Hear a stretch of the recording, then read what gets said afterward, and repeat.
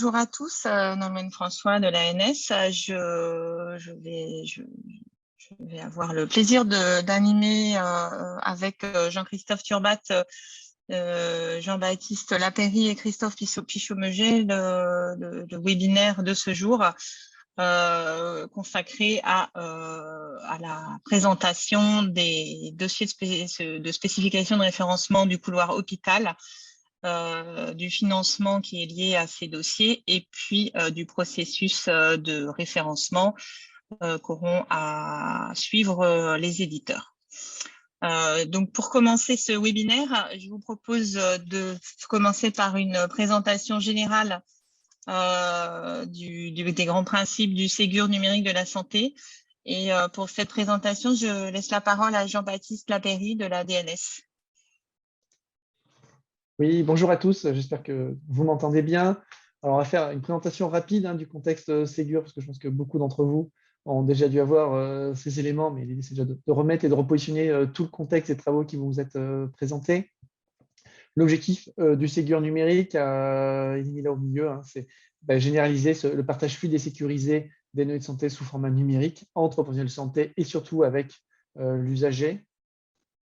Des moyens importants sont mis justement à contribution, sont disponibles pour mener ce plan de transformation du Ségur numérique avec 1,4 milliard d'euros sur 3 ans dans le monde sanitaire, 600 millions d'euros sur 5 ans pour le médico-social, financé par le plan de relance et résilience européenne.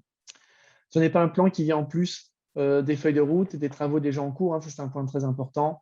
Le Ségur numérique s'inscrit pleinement dans la feuille de route Ma Santé 2022 et dans l'accélération de ce qui avait été identifié dans la feuille de route, qui a été décliné après dans les versions annuelles de la doctrine technique du numérique en santé. En termes de chiffres, pour donner un ordre d'idée de la marche à franchir, en termes d'échange de données de santé dans le numérique, l'idée de passer de actuellement environ 10 millions de documents échangés via DMP, messagerie de santé, à 500 millions. C'est possible quand on compte tous les actes, mais voilà tous les chantiers qui nous attendent sur cette généralisation du partage fluide et sécurisé. Ce partage fluide et sécurisé qu'on voit sur le transparent suivant dans l'articulation justement donc, du Ségur entre le patient qui est au centre et qui du coup autour duquel tout va s'articuler pour l'échange de ces documents de santé qui ont été bien ciblés. Donc on a pu les voir sur les comptes rendus de bio, d'imagerie et documents de sortie d'hôpital, typiquement, via les services socles qui sont bien identifiés à droite, pour le partage de documents, le DMP, pour l'échange des mesures de sécurité de santé, pour bien pouvoir permettre cet échange et effectivement référencer les données de santé liées aux patients, le déploiement de l'INS, l'identifiant national de santé, et aussi l'identification des professionnels de santé via ProSanté Connect. Donc le Ségur s'est orienté autour de 6 couloirs que vous voyez là sur tous les ronds autour du patient. On ne va pas refaire le détail de tous les documents échangés, mais ce qui est important de voir, c'est que même s'il y a un couloir identifié à part entière établissement de santé, concrètement, le Ségur impacte les établissements dans les hôpitaux sur les 3 couloirs. Donc, sur l'établissement de santé, qui focalise sur les documents de sortie liés au séjour, on ira après dans le détail, mais aussi sur la partie biologie et radiologie pour les plateaux de biologie et d'imagerie qui sont aussi situés, hébergés au sein d'établissements de santé. Donc, cet impact Ségur, vous voyez bien la cohérence entre l'ensemble des couloirs, l'ensemble des documents. L'idée, ce n'est pas d'avoir un sujet traité avant l'autre, mais bien d'avoir cette cohérence d'ensemble avec un impact qui est quand même très sensible sur l'établissement avec 3 couloirs qui les impactent directement. Et donc, on est effectivement très content de pouvoir vous présenter aujourd'hui tous ces travaux qui ont été menés au dernier semestre. On va vous présenter comment ils se traduisent en termes d'arrêtés, de dispositifs et autres sur cette séance. Il faut bien voir que tout ça, ces travaux sont le résultat d'un travail assez important avec l'écosystème. On a recensé plus de 160 contributeurs aux travaux de la Task Force Hôpital qui se répartissent entre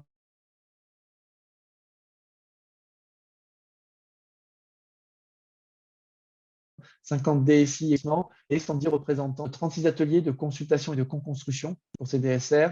Et il y a même eu la réalisation d'un programme pilote sur plus de 2 mois pour tester les objectifs de déploiement du Ségur sur le terrain avec 8 groupes d'établissements privés mobilisés sur plus de 20 sites. Et effectivement, derrière, avec leurs éditeurs des solutions aussi qui ont été impliqués. Donc voilà, pour bien signaler, et pour ça qu'on est assez très content de vous présenter tous ces travaux-là aujourd'hui, qui sont le résultat d'une dynamique d'ensemble Ségur que vous voyez et d'un gros travail avec l'écosystème côté hôpital, donc aussi bien établissement que aussi éditeur sur ces chantiers-là. Merci Jean-Baptiste pour cette présentation. Je vais enchaîner avec une présentation sur du principe de financement à l'équipement. Sur le volet du Ségur, on a deux types de financement. Le financement qu'on appelle le financement à l'usage, qui pour les établissements de santé s'appelle le programme SONES porté par la DGOS et qui s'appuie sur la validation d'indicateurs sur l'alimentation du DMP et l'envoi de documents à la messagerie citoyenne. Et puis, le dispositif de financement à l'équipement, qui est un dispositif d'achat pour compte, donc un système ouvert et non sélectif qui a pour objectif d'accompagner, de financer la mise à niveau des solutions en conformité avec les exigences qui ont été définies dans le cadre des couloirs des task force que vient de vous présenter Jean-Baptiste, pour pouvoir répondre aux exigences du Ségur. Donc, ce dispositif s'appuie sur donc les exigences qui ont été définies. Dans chaque couloir, il y a un ou plusieurs dossiers de spécification de référencement qui est lui-même relié à un fichier des exigences dans lequel on trouve des exigences fonctionnelles, techniques, des référentiels et des preuves. On vous présentera tout ça en détail tout à l'heure. Sur le couloir hôpital, il y en a donc 3 qui ont été définis. Donc, ce qu'il faut bien comprendre, c'est qu'ils ont été définis par grande fonction et non pas par logiciel, puisque dans le cas d'un établissement de santé, on va avoir des fonctions qui vont être portées par un ou plusieurs logiciels. Donc, c'était l'idée de les découper sur ces trois grandes fonctions pour que ça puisse correspondre à chaque architecture de système d'information de tous les établissements. En termes de planning, et là-dessus, sur la partie référencement, Christophe Pichemeget reviendra dessus tout à l'heure, puisque c'est ouvert depuis le 31 août. Donc, il est nécessaire d'être référencé. Donc, on vous présentera cette procédure.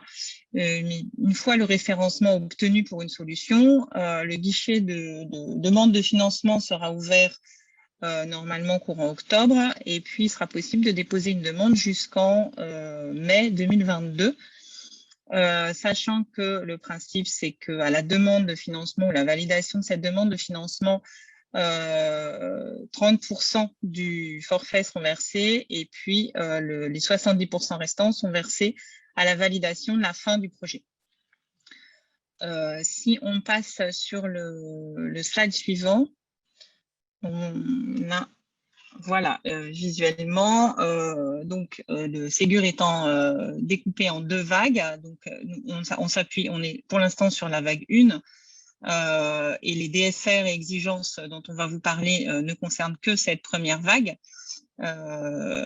donc sont répartis avec un budget de 93 millions sur cette vague 1, réparti, comme vous le voyez, sur chacun de ces 3 DSR pour la partie, pour le couloir hôpital, hein, donc pour ces 3 couloirs, sachant qu'il y a un autre financement qui est d'environ 40 millions d'euros sur l'imagerie et la biologie médicale. Donc, sur chacun de ces couloirs, ou DSR plutôt, ont été définis des montants plafonds par tranche d'activité, c'est-à-dire qu'on est parti comme sur la base de l'activité calculée de la même manière que pour SONES, qui est basé aussi sur le même principe que le programme Open, que j'imagine vous connaissez déjà. Donc, on ne va pas forcément revenir dans le détail sur les modalités de calcul. Les tranches sont définies, explicitées dans les documents d'appel à financement pour savoir comment on se situe. Donc, le principe de l'ensemble de ce financement, si on passe sur la diapo suivante, c'est bien un mécanisme où l'État finance les prestations. Donc, le financement est versé aux éditeurs.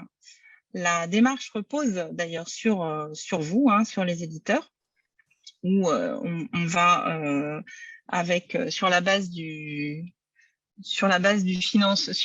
référencement obtenu par l'ANS, vous allez pouvoir présenter un devis auprès de vos clients, lequel devis devra inclure un certain nombre de prestations qui ont été elles-mêmes également définies, périmétrées dans les documents d'appel à financement. Donc, pareil, un appel à financement par arrêté, donc par DSR. Il y en a un pour le DPI, un pour le référentiel d'identité, un pour ce qu'on a appelé la plateforme d'intermédiation. Donc, ce devis doit inclure l'ensemble des prestations décrites dans les appels à financement et ne doit pas dépasser le plafond lié à l'activité du client en question, de l'établissement en question. C'est sur cette base que l'éditeur devra ensuite déposer sa demande de financement pour obtenir les 30%, puis les 70% en fin de projet. Si on passe sur la diapo suivante, un petit résumé visuel des différentes étapes. Donc, vous voyez que les actions éditeurs reviennent régulièrement. Donc, la partie étape 1, référencement, je ne vais pas vous la présenter en détail parce que ce sera fait dans une autre partie de ce webinaire. L'étape de financement, donc une fois obtenu le référencement, le devis, l'établissement doit valider ce devis. Vous, éditeur, devez déposer votre demande auprès de l'ASP lorsque le guichet de l'ASP sera ouvert, donc autorité de services et de paiement qui gérera ces versements. Les 30% d'avance vous seront versés à ce moment-là. Et ensuite, le solde sera versé avec comme preuve la validation de l'aptitude signée par l'établissement client auprès de qui vous aurez réalisé ces prestations. Donc là, on valide que toutes les fonctionnalités attendues, décrites dans les DSR, sont bien en production et utilisées par l'établissement.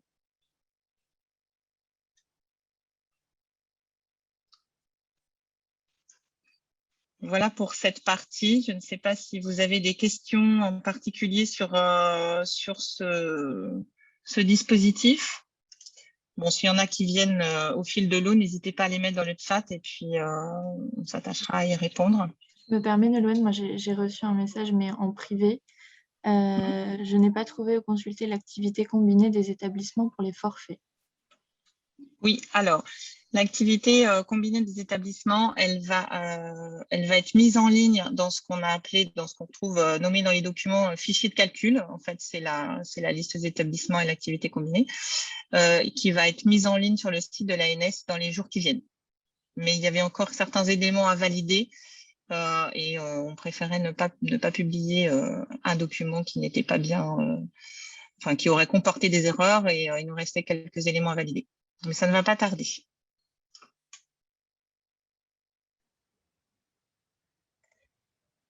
Une autre question, Alors, Nolwenn. oui. Est-il possible d'obtenir un devis si l'éditeur n'a pas encore la certification? Alors, les éditeurs peuvent vous proposer un devis, mais sous réserve de l'obtention du référencement. Donc, il y a un risque qui concerne là les éditeurs, puisque en fait, l'engagement à ce moment-là est que l'éditeur doit s'être inscrit dans le processus de référencement dans les 120 jours qui suivent la signature de ce devis. Quid des établissements qui ont plusieurs DPI? Eh bien, en fait, le principe de Ségur, c'est que c'est un DPI par établissement. Donc, s'il y a plusieurs DPI, un seul DPI sera financé.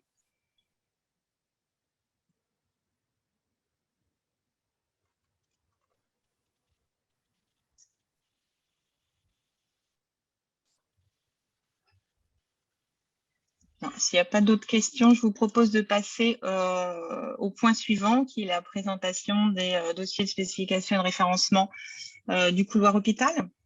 Et je donne la parole à Jean-Christophe Turbat. D'accord. Nolwenn, je te laisse éventuellement répondre dans le chat. Dernière question qui vient de tomber. Pas de souci. Bonjour à tous. Donc, effectivement, pour ma part, je vais m'attacher à vous expliquer. Alors, c'est la diapositive précédente. Merci beaucoup. Donc, m'attacher à vous expliquer ce que sont les dossiers de spécification de référencement et les exigences. C'est la diapositive précédente. Oui, désolée, j'ai des petits soucis avec mon ordi. Merci beaucoup, Élodie.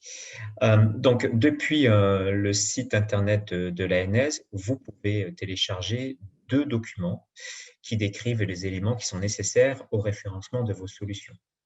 Le premier d'entre eux est le dossier de spécification et de référencement que vous devez sans doute connaître, dans lequel vous trouverez le périmètre du logiciel ciblé, hein, ou plutôt de la fonction ciblée, PFI, DPI et référentiel d'identité, comme évoqué juste avant Jean-Baptiste et Nolwenn, mais également l'ensemble du périmètre fonctionnel qui est attendu dans le cadre du Ségur. Sont évoqués également et décrits avec précision les profils définis, pour certains conditionnels et d'autres obligatoires, nous y reviendrons. Et enfin, l'ensemble de la procédure qui décrit la marche à suivre pour obtenir le référencement de solution qui fait une part belle au DSR, et Christophe y reviendra en détail tout à l'heure.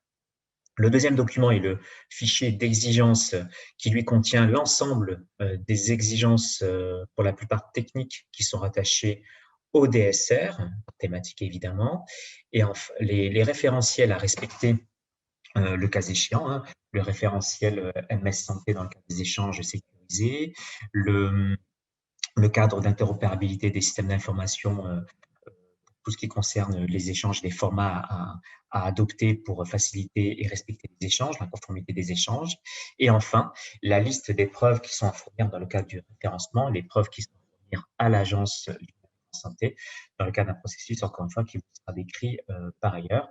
Référencement d'ailleurs qui donnera lieu à un document officiel.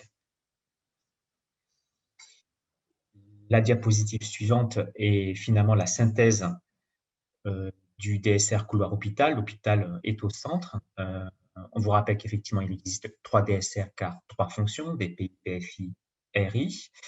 Les flux sortants qui sont identifiés dans le cadre du Ségur sont la lettre de liaison, les ordonnances sorties et le compte rendu opératoire. Ces documents seront évidemment à devoir être indexés par l'identité nationale de santé avec à droite, vous le voyez à droite dans le cadre des outils socles, donc INS. Le partage de ces documents et de ces informations seront matérialisés par l'alimentation du DMP, et l'échange, quant à lui, sera à réaliser dans le cadre du MS Santé, échange vers, de professionnel à professionnel dans le cadre de MS Santé professionnel, et professionnel à citoyen dans le cadre de la MS Santé citoyen, et enfin l'implémentation de ProSanté Connect pour terminer. L'hôpital, c'est également le lieu où nous allons pouvoir recevoir des flux internes potentiels que sont les comptes rendus de biologie et comptes rendus d'imagerie. J'y reviendrai. Peut-être un rapide rappel de ce qu'est une PFI pour lever toute ambiguïté, mais vous l'avez certainement lu dans le document d'appel à financement qui est un autre document sur le site de l'agence. Rappelons que la plateforme d'intermédiation est définie comme la fonction d'un système d'information hospitalier qui est en charge d'envoyer de manière sécurisée les documents à l'extérieur du système d'information, en particulier pour alimenter le DMP ou transmettre des documents par MS Santé. Diapositive suivante, s'il vous plaît. Merci. Je vous ai évoqué rapidement en présentation les profils que l'on trouve dans chacun des DSR. Donc, effectivement, pour chacun de ces fonctions, des profils de référencement sont définis et certaines ne s'appliquent qu'à certains profils. Alors, pour chacune des 3 fonctions DPI, vous allez retrouver un profil général qui, lui, est obligatoire. L'ensemble de ces profils-là seront repérables dans le fichier d'exigence, qui est un fichier Excel. Ensuite, en conditionnel, vous allez retrouver pour la fonction DPI le client web DPI et l'intégration INS. L'intégration INS, qui, elle, faisant appel au téléservice INSI, demandera un agrément CNDA. Le profil PFI, pour le plateau technique biologie, imagerie et opérateur Maïlis, vous avez 2 profils supplémentaires qui sont des profils conditionnels. Et enfin, pour le référentiel identité, vous avez le stockage des titres d'identité, qui est également un profil conditionnel. Donc, tout ce que je vous décris ici de manière très synthétique est évidemment extrêmement bien détaillé dans les documents DSR, appel à financement et évidemment exigences, que je vous invite à lire et relire. Tout est effectivement bien indiqué. Merci. Si on fait un focus sur les fonctions qui sont portées par les fonctions que nous citées, hein, des pays PFI, alors, concernant le dossier patient informatisé, évidemment, nous sommes ici sur la capacité du logiciel, de la fonction, à gérer les informations qui sont nécessaires à la prise en charge du patient au sein des établissements de santé. C'est également une fonction qui doit assurer la traçabilité des soins et des actions qui sont entreprises dans le cadre de cette prise en charge. La fonction des pays doit également être en capacité de pouvoir gérer les diverses informations médicales qui concernent du patient, informations médicales qui peuvent être antérieures à l'hospitalisation, mais également produites pendant le séjour, évidemment, et qui viendront nourrir les courriers en sortie d'établissement. Alors, les informations en cours d'hospitalisation, vous les connaissez sans doute. Il s'agit des observations, des comptes rendus opératoires, des comptes rendus d'examen, des lettres de liaison de sortie, etc. etc. Il s'agira pour cette fonction-là de faciliter autant que faire se peut la production de documents médicaux pour justement faciliter le travail des médecins et globalement des professionnels de santé à récupérer ces documents et à les transmettre vers le DMP et via la MS Santé vers les médecins et les patients. La fonction des pays doit évidemment respecter le cadre d'interopérabilité des systèmes d'information et implémenter les profils IHE et les transactions HL7 dans un souci d'interopérabilité maximisée avec l'ensemble des briques qui composent le système d'information. Si nous passons au référentiel d'identité, on se retrouve ici dans un souhait d'être en capacité de gérer le référentiel d'identité patient avec la gestion d'un identifiant unique du patient au sein de l'établissement. Le référentiel d'identité doit être également en capacité de pouvoir gérer le cycle d'identité patient, la modification d'un trait d'identité globalement et de pouvoir simplement le faire dans le cadre du respect des référentiels. Et de la même manière, être en capacité d'implémenter les transactions d'interopérabilité, notamment IHE-PAM. Quant à la plateforme d'intermédiation, je n'avais pas terminé, merci. Il s'agira également, de la même manière que pour les autres briques, d'alimenter les profils IHE et les transactions qui sont nécessaires à la bonne interopérabilité des briques SI, de proposer des fonctions d'alimentation du DMP et la transmission des documents de la MS Santé, parce que c'est cette fonction qui porte la fonction échange et partage. Et à noter que ces fonctions seront explicitement vérifiées dans le cadre du processus de référencement, car ce sont des choses qui seront vérifiées dans le cadre de la procédure de référencement. Alors, je vois qu'il y a des questions qui sont posées. J'y répondrai à la fin de l'exposé, à moins que la réponse par chat par mes collègues puisse se faire au fil de l'eau. Cette fois-ci, si on se pose sur les exigences techniques qui sont évidemment à respecter, et si on fait une lecture de ces slides ligne par ligne, si nous débarrons donc par l'identité nationale de santé, on se retrouve à la fois pour le DPI et pour le référentiel identité, et nous l'avons rappelé tout à l'heure, de respecter les référentiels. Il s'agit bien évidemment pour les deux d'implémenter l'identité nationale de santé conformément au guide d'implémentation de l'INS et au référentiel national d'identité-vigilance, donc pour les deux fonctions.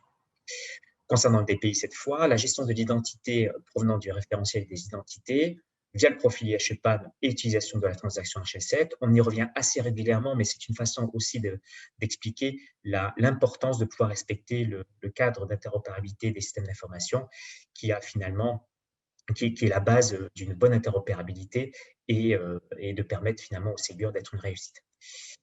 Concernant le référentiel d'identité, on se retrouve ici sur le besoin de faire appel au téléservice INSI, toujours de la même manière en suivant un référentiel ou un guide. Et là, il s'agit bien du guide d'intégration du système vital que je vous invite à lire ou à récupérer si vous ne l'avez pas encore fait. Le référentiel d'identité sera évidemment la source qui permettra de diffuser l'INS qualifié au sein des briques du système d'information hospitalier qui sera demandeur de cette identité qualifiée pour pouvoir indexer les documents en sortie d'hospitalisation et toujours de la même manière en respectant le cas d'interop.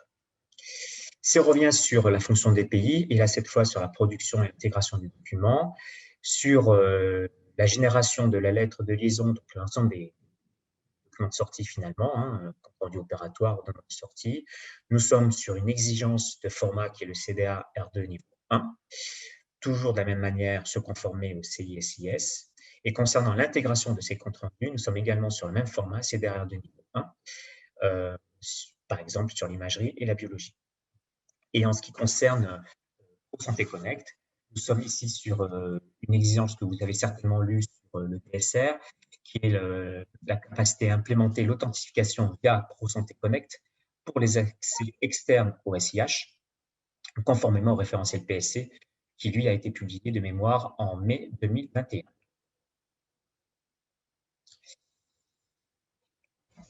Concernant la PFI, donc la plateforme d'intermédiation, nous sommes sur l'implémentation de l'INS conformément toujours au cadre d'interopérabilité. Nous sommes sur une génération, une production de documents toujours au format CDR de niveau 1 à partir d'un PDF indexé par l'identité nationale de santé.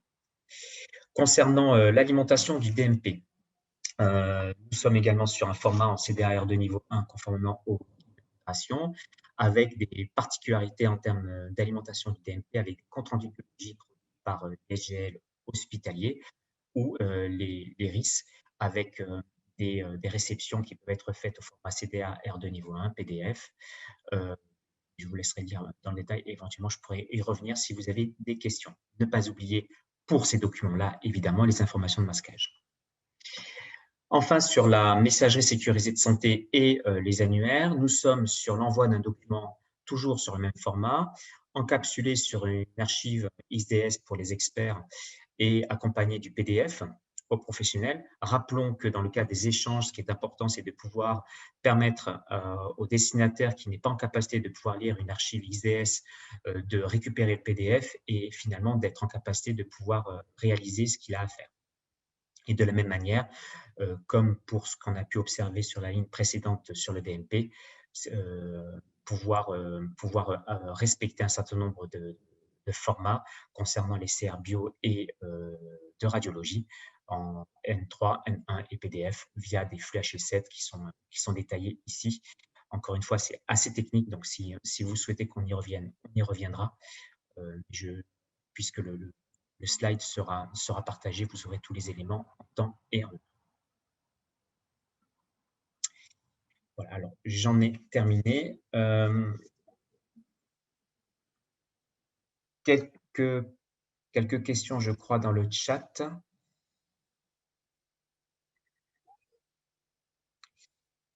Alors, Noan, tu peux juste me dire à partir de quelles questions tu n'as pas pu répondre? Alors, je te propose, parce que j'ai essayé de répondre au fil de l'eau, je te propose de répondre à cette question. Pour l'envoi de documents avec l'INS qualifié, comment peut-on faire pour respecter les critères quand nous ne pouvons pas qualifier l'INS? Parce qu'on sait évidemment que tous les INS ne seront pas qualifiés. Donc, on va s'appuyer sur cela. Voilà, je te laisse répondre. Oui, effectivement, on s'appuiera uniquement sur l'INS qualifié. Donc, dans la mesure où l'INS qualifié, que l'INS n'est pas qualifié, il ne sera pas possible d'indexer les documents avec l'INS non qualifié. Donc, le document, en l'occurrence, ne pourra pas être transmis. Et sur ce sujet-là, d'ailleurs, dans le cadre du financement à l'usage du programme SONES, le nombre on se rapporte aussi à un taux d'INS qualifié qui n'est évidemment pas de 100%. Alors, pouvons-nous avoir une PFI par domaine fonctionnel? Alors, si la question est de savoir si on peut faire financer plusieurs PFI pour un établissement, la réponse est non. Comme pour le DPI dans les questions précédentes, c'est un forfait pour un domaine fonctionnel par établissement. Donc, un éditeur seulement pourra en bénéficier pour chaque établissement.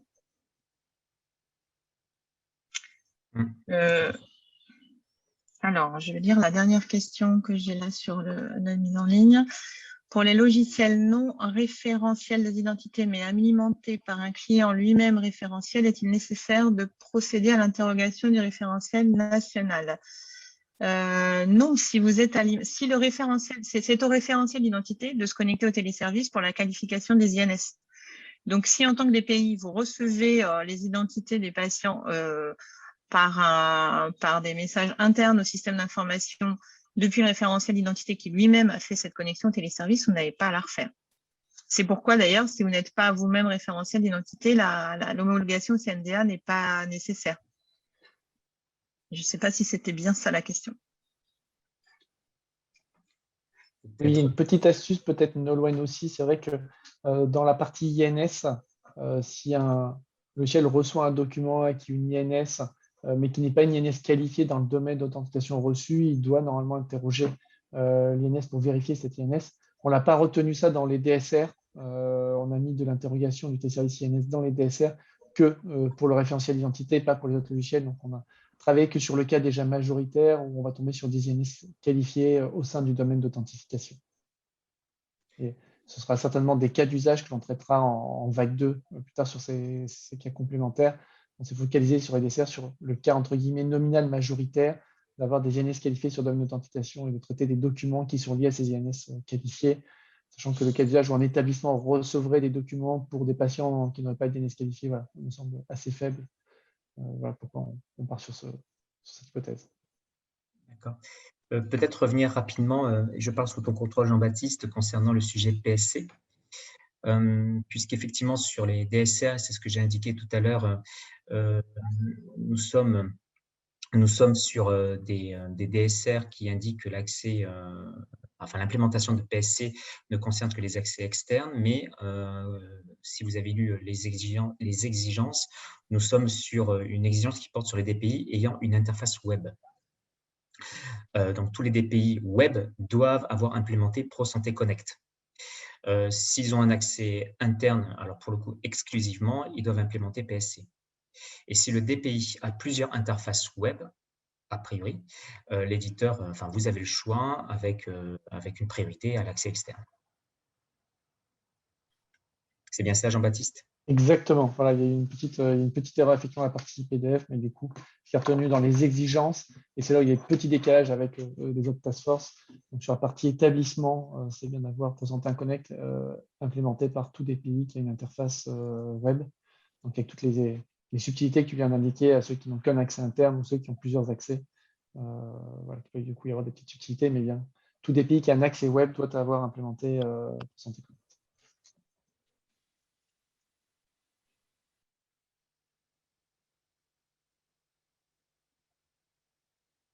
Peut-être, Nolwenn, une question sur le financement, tu l'as vu peut-être? Laquelle? Parce qu'il y en a beaucoup, donc j'ai pu en je te la lis à haute voix.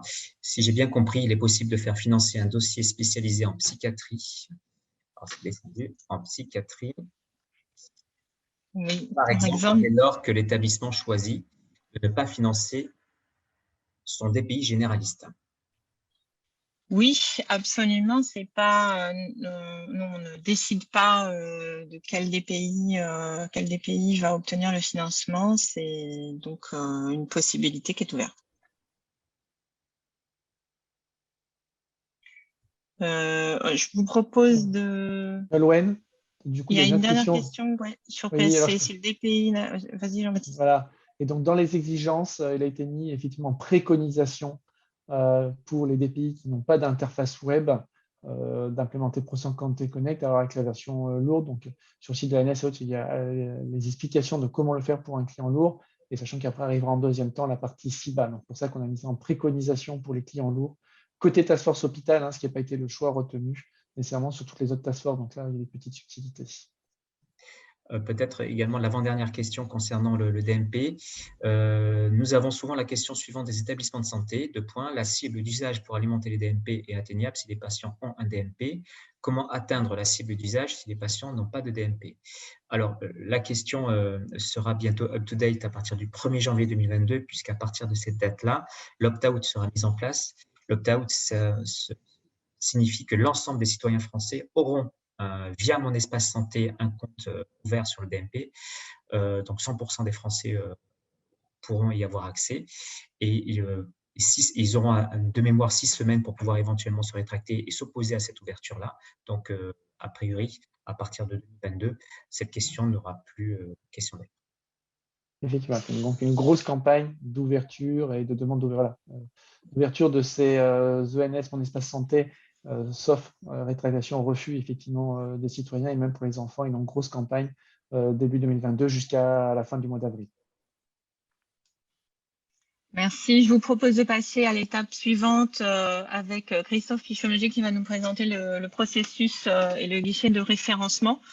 Et pendant ce temps-là, on continuera à répondre bien sûr à vos questions dans le chat. Ah, et Elodie, si tu peux juste revenir. Ah non, pardon. Ah, excuse-moi. Très bien. Donc, bonjour à tous et à toutes. La première chose que je voulais rappeler, puisque Jean-Christophe a déjà fait une introduction sur spécifiquement l'hôpital, c'était l'ensemble du paysage des DSR, donc des dossiers de spécification et de référencement qui est disponible. Et entre autres, pour répondre à une question qui était passée dans le chat, oui, il est effectivement possible lorsqu'un logiciel rencontre les spécifications de plusieurs DSR de candidater avec ce logiciel sur plusieurs dossiers. Donc voilà, pour mémoire, les couloirs de biologie, d'imagerie et de médecine de ville sont aussi ouverts, ainsi que celui de l'hôpital depuis le 31 août. Et au sein de ces couloirs, donc en biologie, vous avez 2 DSR possibles. Un qui concerne la gestion de laboratoire, l'autre qui concerne tout ce qui est transcodage LOINC.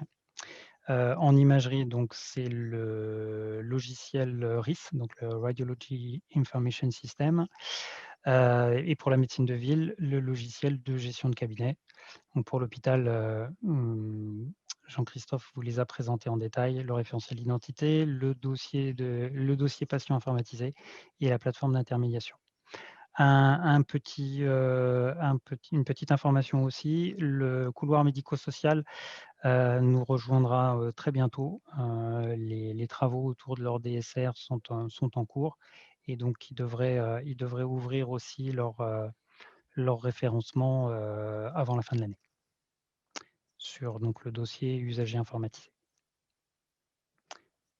Voilà. Deuxième point concernant le processus de référencement, je voulais vous rappeler et essayer d'expliquer comment étaient structurés les DSR, donc le document PDF qui est en fait le point d'entrée du référencement. Donc, vous avez 5 parties. Une première qui est vraiment juste une introduction et un rappel du contexte. La deuxième partie qui est très importante parce que c'est elle qui définit le périmètre d'application de ce dossier. Et c'est sur cette partie-là que l'on va travailler en premier, sur la première phase du référencement, l'équipe de référencement va vérifier quand vous candidatez que le logiciel que vous présentez correspond bien à ce périmètre. Et donc, c'est aussi ce périmètre qui, si ce périmètre est couvert par votre logiciel sur 2 DSR différents, c'est par rapport à ça que l'on pourra vérifier et qu'on acceptera donc que vous présentiez 2 candidatures, une sur chacun des DSR. La troisième partie concerne toutes les exigences et les vérifications de conformité. Donc, généralement, dans le document PDF, là, vous avez simplement des rappels généraux et un lien vers le document qu'on appelle le REM, hein, qui est le fichier Excel qui contient tout le détail des exigences.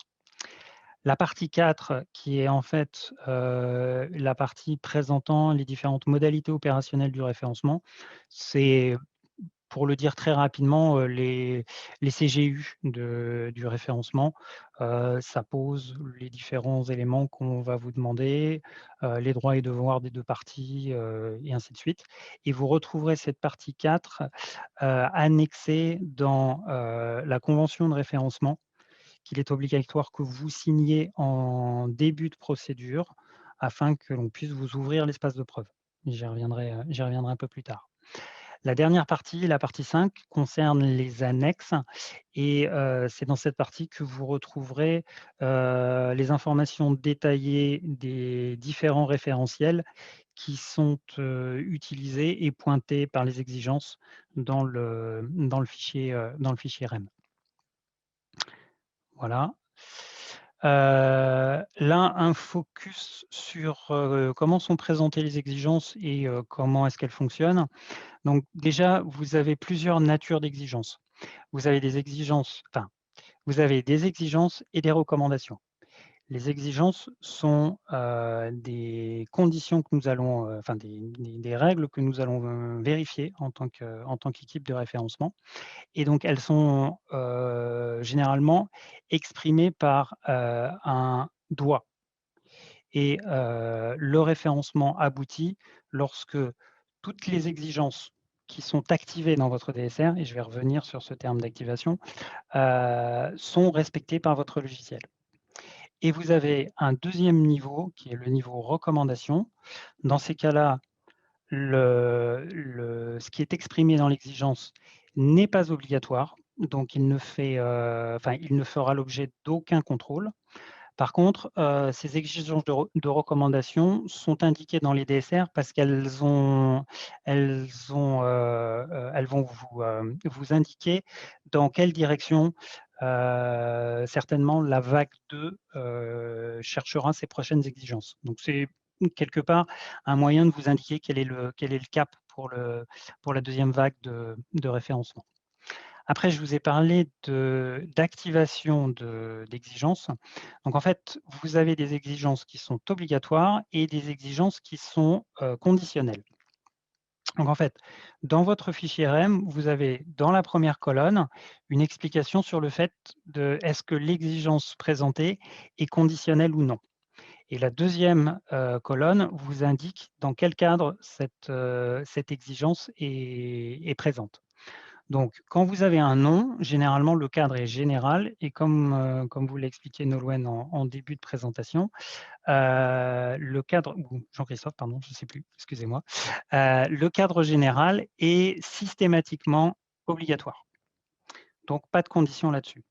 Par contre, si l'exigence est conditionnelle, donc, vous verrez dans son énoncé, il y a un « si alors » qui définit la condition et surtout, la condition est rattachée à un profil.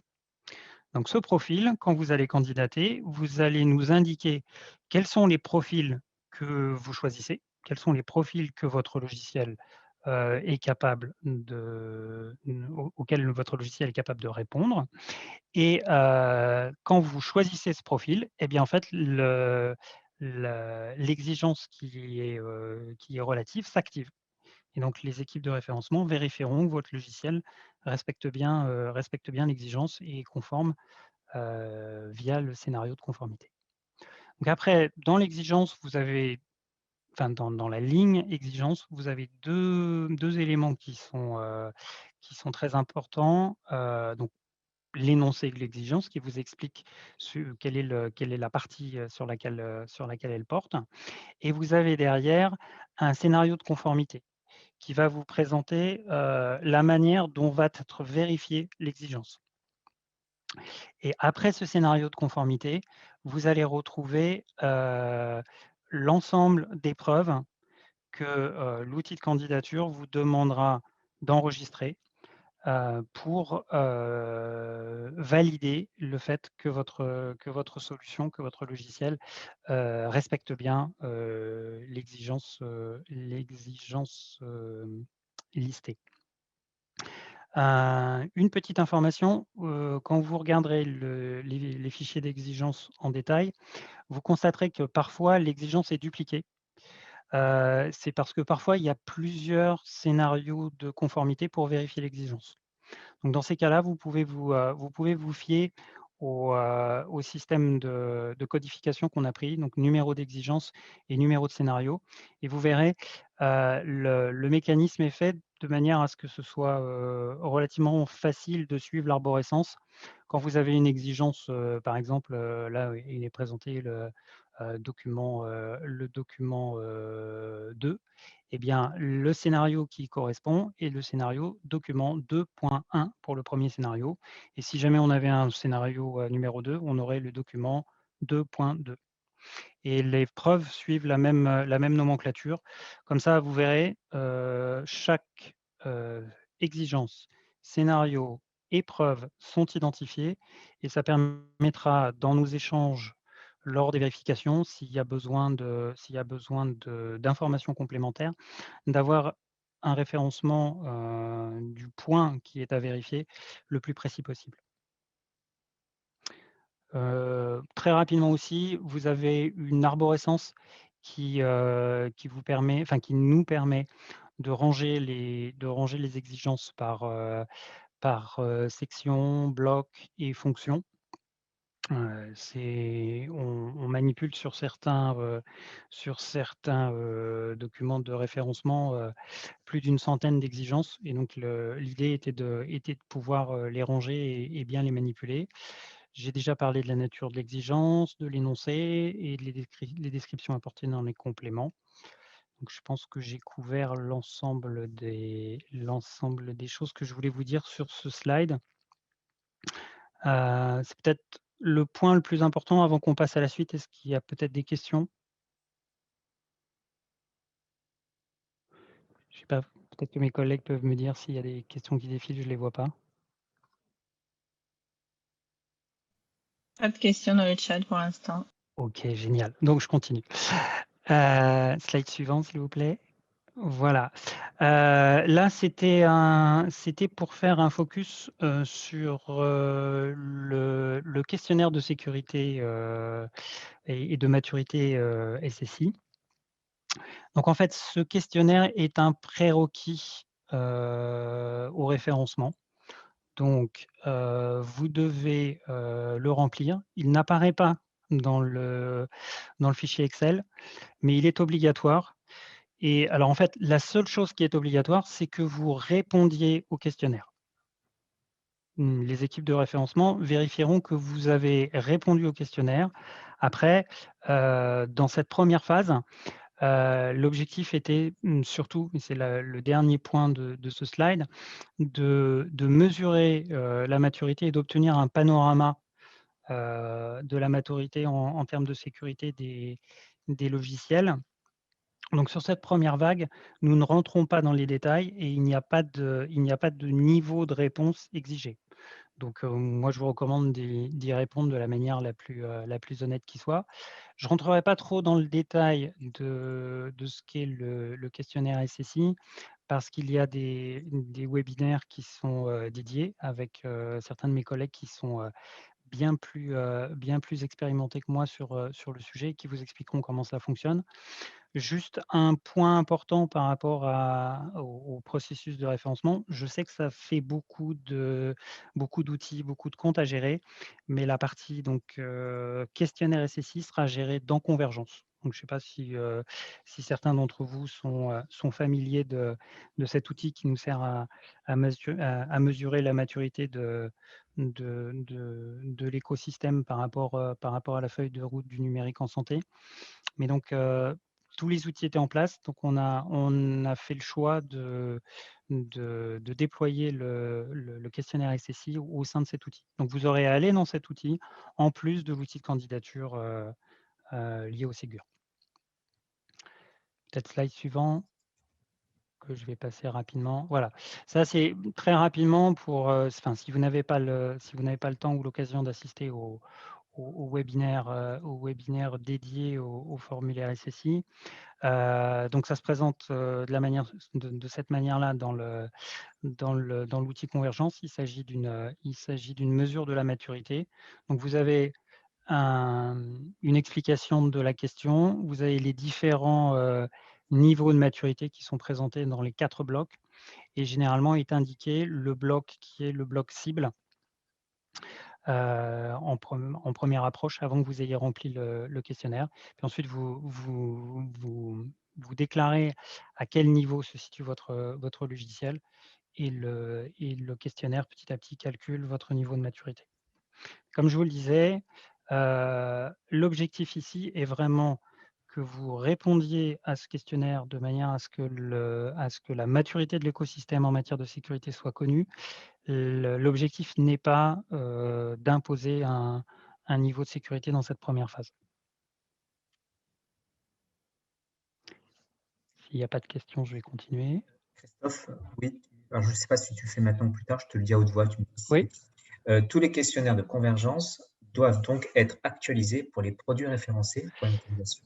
Alors, pour le référencement Ségur, non. Ce qui sera vérifié lors du référencement de votre solution au Ségur, c'est que la solution est déclarée dans Convergence et que vous avez rempli le questionnaire de sécurité.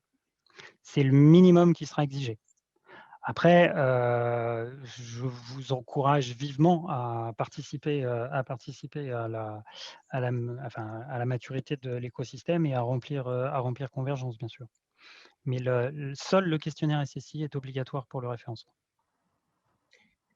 Alors, dans la même lignée, que voulez-vous dire par, entre guillemets, gérer dans Convergence? Cela implique-t-il de répondre à tous les items de Convergence ou seulement d'un sous-ensemble? Non, comme je viens de le dire, c'était, pardonnez-moi, un abus de langage. Ce que je tenais à vous expliquer, c'est que, et à m'excuser pour le manque d'intégration des différents questionnaires, vous allez avoir à naviguer entre plusieurs outils dans le processus de référencement. Je dirais aussi un mot, j'ai pas forcément de slide sur le sujet, mais j'en profite puisqu'il y a la question. La partie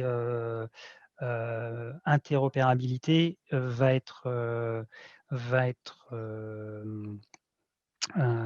comment ça s'appelle, mesurée et les preuves vont être générées en utilisant la plateforme de test Gazelle. Donc, vous allez avoir plusieurs outils mis à votre disposition dans lesquels on vous demandera soit comme pour Convergence, de déclarer un certain nombre de choses, soit avec l'outil Gazelle, de dérouler un certain nombre de scénarios de test et de passer vos logiciels à travers un certain nombre de vérificateurs, de manière à ce que nous, derrière, on ait la possibilité de vérifier que vous avez bien atteint ces objectifs. Et c'est en ça que je disais que c'était géré, c'est-à-dire que nous, équipe de référencement, nous allons vérifier que le logiciel que vous nous présentez a bien été référencé et que les réponses ont bien été apportées pour ce logiciel dans les différentes plateformes. Est-ce que c'est plus clair ?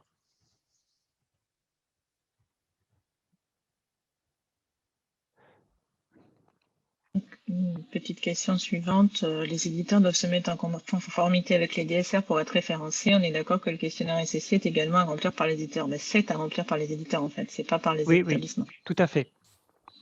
Oui, c'est complètement par les éditeurs. Et là, on est sur, exactement de la même manière que pour les exigences qui sont présentes dans le fichier REM.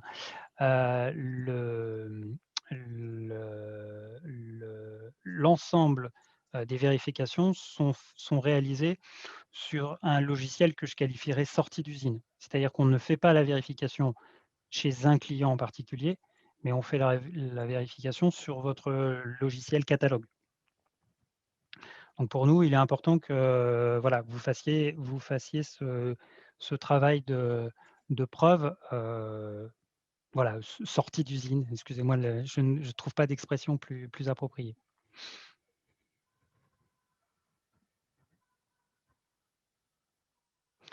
Juste pour la question, oui, il y aura un replay de ce webinaire.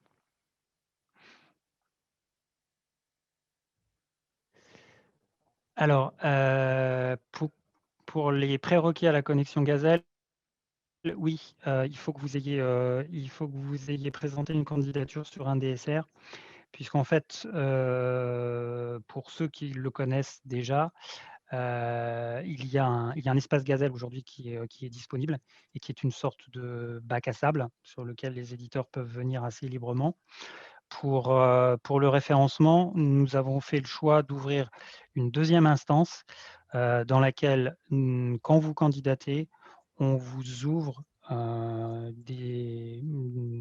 espace qui vous est dédié, de manière à être certain qu'il n'y a pas d'interaction entre les éditeurs lorsqu'ils exécutent leur session de test.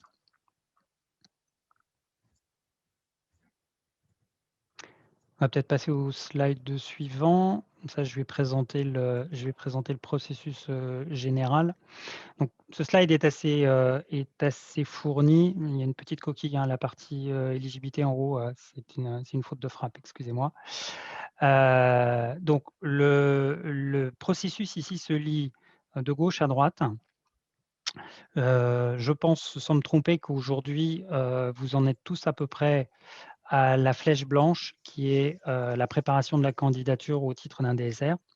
Donc là, il y a une première étape qui est importante, selon moi, c'est que vous positionniez vos solutions par rapport à un ou plusieurs DSR, comme je vous l'ai dit précédemment, donc de bien voir la documentation.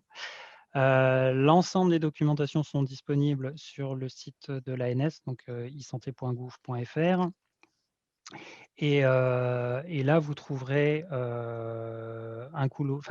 les différents couloirs de présentés et dans chaque couloir, les différents DSR. Vous trouverez aussi dans ces espaces couloirs des liens qui vous mèneront à un espace que l'on est en train de construire, que l'on appelle dans notre jargon le site tech, et qui est en fait un espace qui va être dédié aux industriels. Et de cet espace, vous trouverez l'accès vers l'outil de candidature et vers les différents outils qu'on vous met à disposition. Voilà.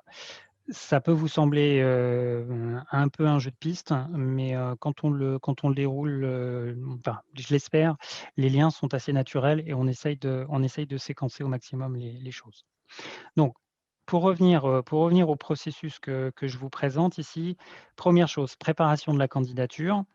Vous pouvez, en avance de phase, contacter le CNDA lorsque votre solution implique un DSR dans lequel vous allez avoir besoin d'homologation, soit sur le téléservice INSI, soit sur alimentation ou consultation du DMP.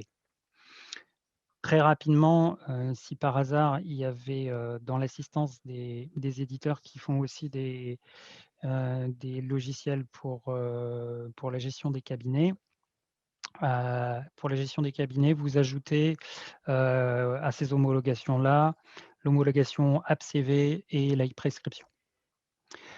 Ensuite, une fois que vous avez initié les échanges avec le CNDA, vous n'avez pas besoin de plus que d'avoir signé la convention. C'est-à-dire que vous pouvez commencer à travailler avec le CNDA et en parallèle venir au référencement Ségur et démarrer en parallèle votre candidature. La première phase, c'est la phase d'identification et d'éligibilité. Donc là, vous avez un premier formulaire qui est relativement simple et qui correspond en fait juste à ce que j'appellerais la partie administrative de votre candidature. Dans cette partie-là, on va récupérer des informations pour vous permettre de signer électroniquement la convention de référencement, pour vous identifier de manière à ce qu'ensuite vous ayez un accès sécurisé à l'espace de collecte de preuves. Et aussi, on vous demande quelques informations sur la solution que vous voulez référencer, parce que comme la deuxième partie qui consiste à collecter les preuves est assez lourde et longue, on a préféré voir avec vous rapidement, donc sous la forme de consultation de plaquettes commerciales, description des fonctionnalités de votre solution, être certain que vous vous engagez bien sur le bon DSR.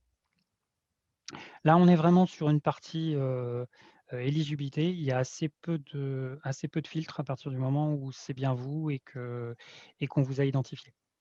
Donc, cette phase de réception et de vérification de la candidature, on la réalise au maximum en une semaine, entre les vérifications, les appels éventuels, la signature de la convention. Généralement, on peut résoudre cette phase d'éligibilité en une semaine. Sachez une chose, dans ce qui est défini dans les modalités, c'est que les délais que je vous donne sont donnés à titre indicatif et bien sûr, ils correspondent chacune à nos parties. Donc, quand on est sur une phase action ANS, si jamais l'ANS vous pose une question, comme sur tout support informatique, ça arrête le compteur de calcul du délai. Une fois que vous êtes éligible, on vous ouvre l'espace de dépôt de preuve de conformité et là, c'est à vous de travailler. Donc, vous avez un formulaire qui va reprendre l'ensemble des éléments qui sont définis dans le fichier Excel. Donc, pour chacune des preuves, vous allez trouver un endroit où déposer cette preuve. Si on vous demande, par exemple, un lien vers la plateforme Gazelle, un lien permanent sur une section de test, vous aurez la possibilité de copier un lien. Si on vous demande une vidéo qui démontre la capacité de votre logiciel, vous aurez la possibilité de déposer une vidéo. Si on vous demande, je ne sais pas, une trace de message MSS ou de log, vous aurez la possibilité de déposer le fichier en question. Une fois que vous avez déposé l'ensemble de vos preuves, vous soumettez votre dossier. Et là, on rentre dans la dernière phase du référencement. Une phase d'abord d'instruction, où l'équipe de référencement va vérifier l'ensemble des preuves que vous présentez. Et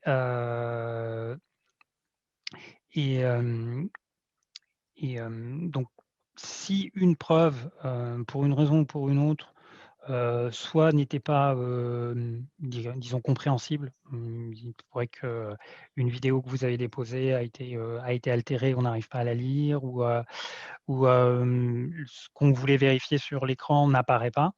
Dans ces cas-là, à travers l'outil de référencement, nous avons mis en place une messagerie électronique qui nous permettra, donc équipe de référencement et vous, candidat éditeur, d'échanger et de corriger potentiellement s'il pouvait y avoir, voilà, des problèmes sur les preuves. Une fois que l'ensemble des preuves est bonne et qu'on a vérifié que votre logiciel votre solution était parfaitement conforme au DSR, on rentre dans la toute dernière phase, qui est certainement la plus agréable pour vous, la délivrance du référencement Ségur. Donc, généralement, cette phase-là, vous recevrez un rapport assez succinct en cas de succès, beaucoup plus détaillé qui vous expliquera les raisons si malheureusement nous étions obligés de vous refuser le référencement. Et quand vous obtenez le référencement, vous apparaissez sur la liste des logiciels référenciés publiés sur le site de l'ANS. C'est principalement cette publication qui ensuite vous servira pour les prochaines étapes avec l'organisme payeur pour obtenir vos financements. C'est aussi quelque part, puisque cette liste sera publique, la possibilité de faire de la publicité auprès de vos clients en vous disant, voilà, maintenant j'apparais dans la liste des solutions référencées pour le Ségur sous tel ou tel DSR. Voilà, je crois que j'ai couvert à peu près tout ce que je voulais vous dire sur ce slide. Je vois qu'il y a quelques questions. Alors, en commençant par la fin, le délai de 6 semaines est indicatif. Oui, on va faire tout ce qui est en notre pouvoir pour le respecter. Il commence à courir à partir du moment où vous nous avez déposé les preuves et on se libère de nos obligations de délai de 6 semaines si quand on vous contacte pour la vérification d'une preuve, vous ne vous répondez pas après 24 heures. Alors, la question, en cas de refus de référencement, est-il possible de resoumettre une candidature ultérieure pour le même DSR? Oui, bien sûr. Il n'y a pas de souci. Alors, on a tout à fait conscience que le processus de référencement va être relativement long et nécessite beaucoup de travail. C'est pour ça qu'on a accepté d'avoir une itération au sein de l'instruction. On essaiera de travailler en bonne intelligence avec vous pour qu'il n'y ait pas de problème de preuve. Par contre, effectivement, si le logiciel n'atteint pas les exigences requises, on sera obligé au bout d'un moment de vous déclarer non référencé. Merci Christophe. Je vais continuer si tu veux à remonter sur les questions. Oui. Nous avons une question sur le référencement rattaché à une version spécifique pour une solution SaaS. Cela revient à bloquer toute évolution ou maintenance. S'agit bien de cela? Non. C'est-à-dire qu'on va référencer une version. À un moment T, c'est à cette version-là qu'on se référera pour la validation du financement, notamment derrière. Ensuite, ça, c'est le projet d'installation et ce financement à l'équipement. C'est un one-shot, en fait. Hein. Donc, ça rien n'empêche ensuite d'avoir des évolutions. Tout à fait. Alors, que ce soit pour les SaaS ou les autres, pardon. Ah oui, que ce soit sur les SaaS ou sur les autres. Alors, pour la solution SaaS, évidemment, l'équipement, le financement à l'équipement est un petit peu compliqué, mais je pense que les choses ont été prévues dans les appels à financement. Juste par rapport aux questions autour du numéro de version, on se doute bien que vos solutions sont vivantes et qu'elles évoluent. On a considéré que à partir du moment où vous faisiez l'effort de respecter les exigences techniques et fonctionnelles qui étaient dans le DSR, les versions supérieures seraient quelque part en compatibilité ascendante. Il y a juste une chose qui est précisée dans la convention de référencement, c'est que vous êtes tenu de nous déclarer si une montée de version casse la compatibilité avec le DSR. Sachant que si vous ne respectez pas cette obligation, ça casse l'engagement. Merci Christophe. On a une question qui revient sur les NIE et NIL de la procédure avec le CNDA. Oui. Les homologations des MPINS précédentes sont-elles valables? Donc. Alors, le niveau d'homologation attendu dans la phase d'instruction du référencement correspondent généralement au dernier niveau de mémoire. Sur le DMP, il faut être en alimentation, il faut être compatible avec l'API 2.4 ou supérieur. C'est ça, 2.4. Et sur l'INS, j'ai plus les informations en mémoire. Mais donc en fait, juste, c'est pour ça que je précisais en début, en répondant dans le chat, le NIE et le NIL qui sont demandés en phase 1 au dépôt de l'éligibilité, on vous demande simplement de nous apporter la preuve que vous avez signé la convention avec le CNDA. Donc en fait, n'importe quel niveau à cette étape-là va correspondre, va fonctionner. Ensuite, après, dans le dépôt de preuve, on vous demande vraiment d'apporter la preuve du respect de l'exigence présente dans le DSR. Donc là, on est beaucoup plus spécifique sur le fait de, par exemple, authentification par carte ou authentification par certificat, ou le niveau d'API pour le DMP, etc. J'espère que ma réponse est un peu plus claire. Merci Christophe. On avait une question pour revenir sur le questionnaire sécurité. Pouvez-vous donner un exemple pour préciser comment interpréter l'expression sortie d'usine pour le questionnaire sécurité? D'accord.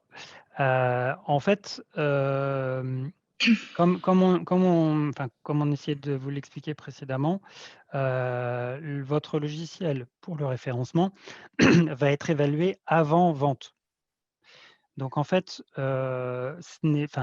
vous n'évaluez pas la sécurité de votre logiciel déployé dans l'hôpital X ou Y, vous faites une évaluation de la maturité de la sécurité de votre logiciel de manière intrinsèque.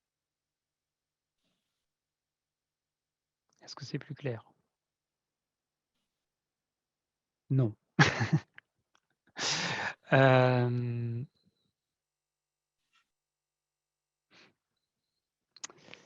Oui et non.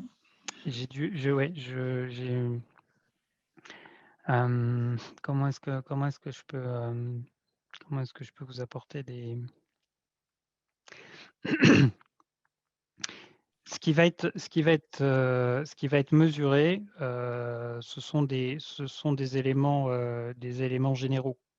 C'est-à-dire, enfin, je vais prendre un exemple assez classique. Votre logiciel comporte un module d'authentification forte. Donc, de manière intrinsèque, il a la possibilité de réaliser cette identification forte, une identification multifacteur, par exemple. Maintenant, vous déployez votre logiciel spécifiquement pour un client, pour un hôpital, et ce client vous demande de désactiver ce module.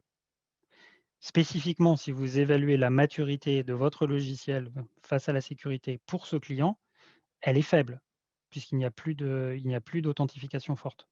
Par contre, intrinsèquement, sorti d'usine, vous avez un module d'authentification forte, donc la maturité est plutôt haute.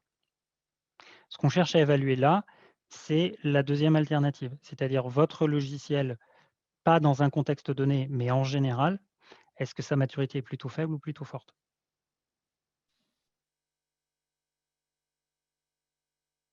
Est-ce que c'est plus clair? Excusez-moi, c'est pas très interactif vu les outils qu'on a. Oui, c'est ça. Super.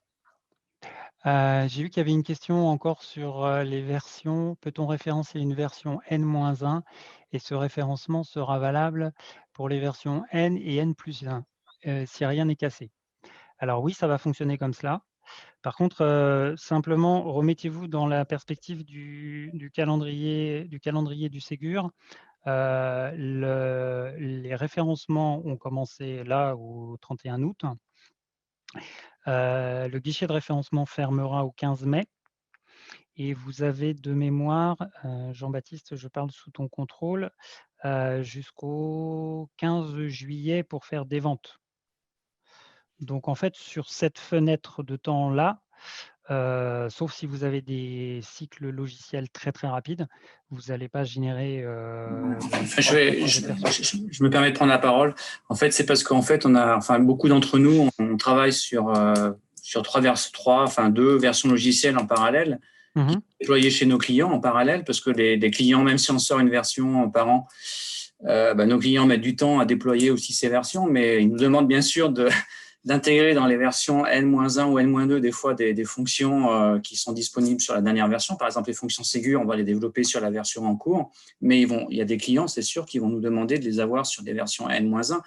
Donc, pour nous, la question, c'est si je développe, si je référence la version majeure, en cours, version 2021 du logiciel, et que ces fonctions Ségur sont reportées sous forme de patch correctif ou de patch évolutif sur des versions N-1 ou N-2, est-ce que ces versions N-1, N-2 bénéficient également du référencement, ou est-ce qu'il faut aussi redéposer un dossier de référencement avec toute la quantité de travail que ça demande? Alors, je vais répondre sur la partie référencement, parce que c'est ma partie, c'est la seule partie où je suis certain de mes réponses. Nous avons opté pour un mode de fonctionnement avec compatibilité ascendante. Donc, pour couvrir un maximum de versions, je vous recommande de référencer la version la plus basse que vous allez vendre et d'appliquer la compatibilité ascendante sur les versions supérieures. Cette réponse me convient parfaitement. Par contre, attention, mais là j'émets juste un doute, parce que ce n'est pas ma partie, le financement. Un client installé, je ne suis pas certain qu'il bénéficie du financement Ségur, parce qu'il faut qu'il achète un logiciel. Alors, je vais peut-être compléter sur ça. Il va acheter des modules complémentaires, en fait. Voilà, c'est ça. Le principe du financement, c'est qu'il achète quelque chose qui n'est pas déjà là. Mais il n'y a pas forcément un coût logiciel dans les prestations Ségur. Si vous avez un contrat avec votre client qui inclut systématiquement les évolutions, mais qui, en revanche, n'inclut pas les prestations de paramétrage, d'installation technique, de formation, etc., ce sont ces prestations-là qui vont entrer dans la prestation Ségur. Le fait qu'il y ait un coût logiciel sur une version, un patch ou autre, c'est dépendant de vos contrats avec vos clients, en fait. Enfin, tout ce qu'il y a dans le périmètre, cela dit, les dépenses que vous avez inclus. C'est-à-dire qu'on va pas, le financement Ségur ne passe pas outre les relations contractuelles que vous avez établies avec vos clients. Si vous aviez un contrat qui inclut absolument 100% de vos interventions sur des changements de version, des formations ou autres, sur toute la durée du contrat, il n'y a rien à facturer. Si vous avez un contrat qui n'inclut pas ces prestations-là, qui n'inclut pas le coût logiciel d'un changement de version, à ce moment-là, on entre on a un montant à facturer dans le cadre des prestations Ségur. En revanche, vous ne pouvez pas facturer sur quelque chose qui est déjà fait. Et donc, ça répond, pour revenir sur une question qui a été posée, le financement Ségur ne reprend pas des devis qui ont été signés avant la parution des arrêtés OJO.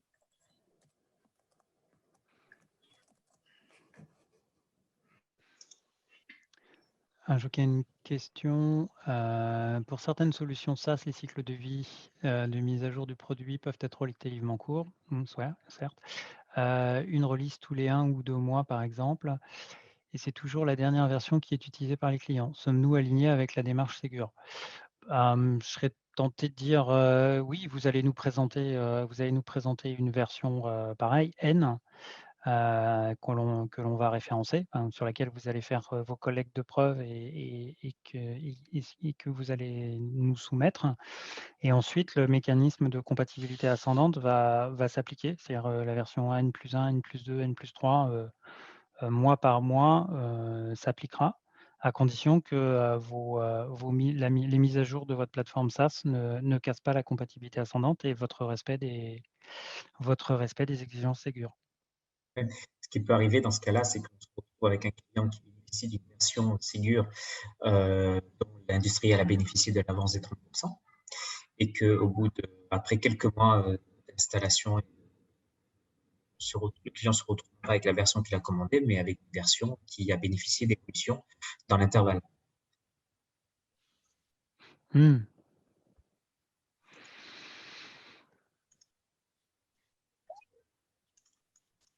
Je pense que dans ces cas-là, la réponse qu'a donnée Nolwenn répond aussi à ce cas de figure. C'est-à-dire que nous n'intervenons pas dans la relation client-fournisseur. Nous venons juste faciliter la vente de nouvelles solutions. Enfin, en tous les cas, ça dépasse le cadre du référencement. Sur la partie référencement pur, nous accepterons N montée de version sur toute la période du référencement, à condition qu'elle soit en compatibilité ascendante. Merci Christophe, je vous propose de passer à la suite. Tu avais 2 diapos encore qui résumaient le parcours. Très rapidement, puisque ça concerne plus largement tout le parcours, c'était pour positionner où se situait le référencement. Donc ça, c'est du point de vue de l'éditeur. Et je pense que vous avez bien remarqué que le référencement était quand même au tout début du processus. Attention toutefois, le conventionnement, donc la partie conventionnement Ségur, elle intervient dès le début du référencement. C'est-à-dire que vous devez signer la convention de référencement dès votre candidature, dès la phase d'éligibilité. On vous envoie un document à signer électroniquement et vous nous le paraphez à travers l'outil. Et ensuite, donc quand vous êtes référencé, il est tamponné et contresigné par l'ANS. Voilà, et peut-être le deuxième slide, c'était juste voilà, pour le montrer du point de vue de l'établissement. Donc pareil, le référencement est au début, et enfin, grosso modo, du point de vue de l'établissement, le référencement Ségur, c'est vraiment le catalogue sur lequel il doit s'appuyer pour bénéficier d'un logiciel respectant les derniers référentiels et permettant d'échanger au mieux les informations au sein du système de santé numérique en France. Merci beaucoup, Christophe. Je vous en prie.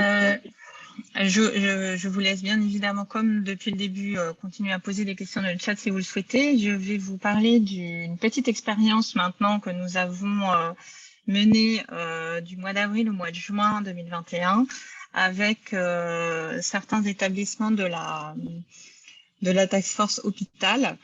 Donc sur la slide suivante, je vous présente un petit peu le contexte. Donc à la demande d'établissement de la SHP, et on a monté une petite équipe pour suivre des pilotes qui avaient pour objectif de mettre en place un certain nombre de fonctionnalités qui étaient décrites au sein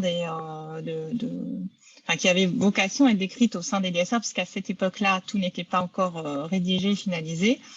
Donc, on voulait éprouver la mise en place de ces fonctionnalités qui étaient d'envoyer les lettres de liaison de sortie d'hospitalisation au DMP et par messagerie sécurisée de santé aux médecins traitants, ainsi que les ordonnances de sortie.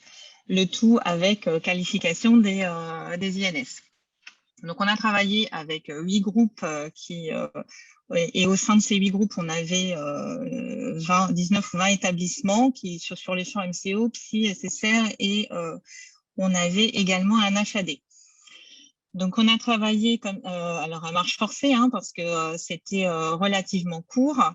Et on voulait démontrer la capacité à faire dans ce temps, bien que le délai soit extrêmement court. On a coordonné bien sûr les différentes actions et les différentes questions qui se sont posées. Et il y a bien sûr un livrable, un retour d'expérience qui sera publié, qui est en cours de finalisation, qui sera publié sur le site de l'ANS avant la fin du mois. Donc sur la diapo suivante, voilà, on voit que on a essayé de lister rapidement les éléments importants. Donc déjà, le résultat c'est que dans l'ensemble, les sites ont atteint l'objectif qu'on s'était fixé au 30 juin. Et les établissements qui n'ont pas pu l'atteindre, c'était plutôt lié à des problématiques techniques, de version, d'infrastructure, de rattrapage en fait, de retard de ce côté-là. Pour tous ceux qui n'avaient pas de rattrapage important à faire, parce qu'ils ont tous eu des changements de version, tous sont partis, personne n'avait déployé l'INS, la qualification des INS au sein des établissements. Donc, ils partaient à peu près tous du même niveau, sauf quelques établissements donc, qui étaient un peu plus en retard que les autres. Et c'est pour cela qu'on n'a pas atteint l'objectif. Néanmoins, à l'heure où on se parle, tout est probablement réglé, en tout cas pour la majorité d'entre eux.